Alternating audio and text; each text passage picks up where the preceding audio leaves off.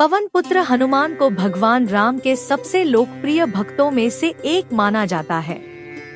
अजरअमर कहे जाने वाले संकट मोचन ने अपना संपूर्ण जीवन अपने प्रभु श्री राम की भक्ति में समर्पित कर दिया। राजा राम भी अपने प्रिय भक्त हनुमान जी से बहुत प्रेम करते थे, लेकिन एक समय पर भगवान श्री राम ने भी अपने प्रिय भक्त का घमंड भी तोड़ा था। तो आइए जानते हैं इस कहानी से जुड़ी पौराणिक कथा। मंगलवार का दिन पवन पुत्र हनुमान जी की पूजा को समर्पित है। हनुमान जी ने भगवान राम की मदद के लिए बहुत से असंभव कार्य किए।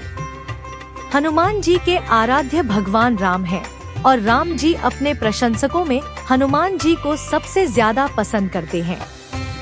हनुमान जी और भगवान राम के बारे में कई किस्से एवं कथाएं प्रचलित हैं। यह बात लंका युद्ध से पहले की है। लंका में समुद्र पर पुल का निर्माण कार्य चल रहा था। पहले भगवान राम इस पुल पर एक शिवलिंग बनाना चाहते थे। तब भगवान राम ने हनुमान जी को अपनी इच्छा से अवगत कराया और उन्हें काशी जाकर शिवलिंग की स्थापना तक साथ लाने के लिए कहा। पवन पुत्र के लिए काशी यात्रा कोई कठिन कार्य नहीं था। वह बेहद ताकतवर और तेजवान थे। अपने इन शक्तियों के चलते वह क्षण भर में ही काशी धाम पहुँच गए। उसे अपनी गति पर थोड़ा घमंड हो गया, लेकिन भगवान राम इस बात से भलीभांति परिचित थे।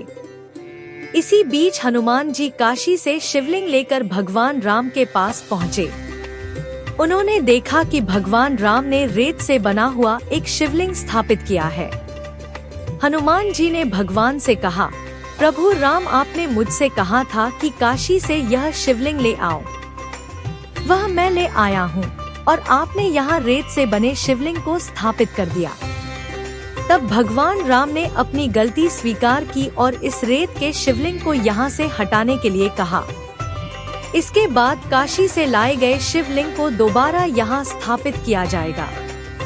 भगवान की अनुमति लेने के बाद हनुमान जी ने रेत के शिवलिंग को अपनी पूंछ से पकड़ लिया और उसे बाहर खींचने की कोशिश की, परंतु वह शिवलिंग तस से मस न हुआ।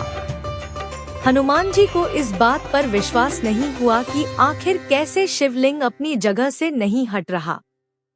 संकट मोचन को पहले तो आश्चर्य हुआ, लेकिन समय के साथ उन्हें अपनी गलती और अपने अभिमान का एहसास हुआ। उनका अभिमान टूट गया और उन्होंने भगवान श्री राम से क्षमा मांगी।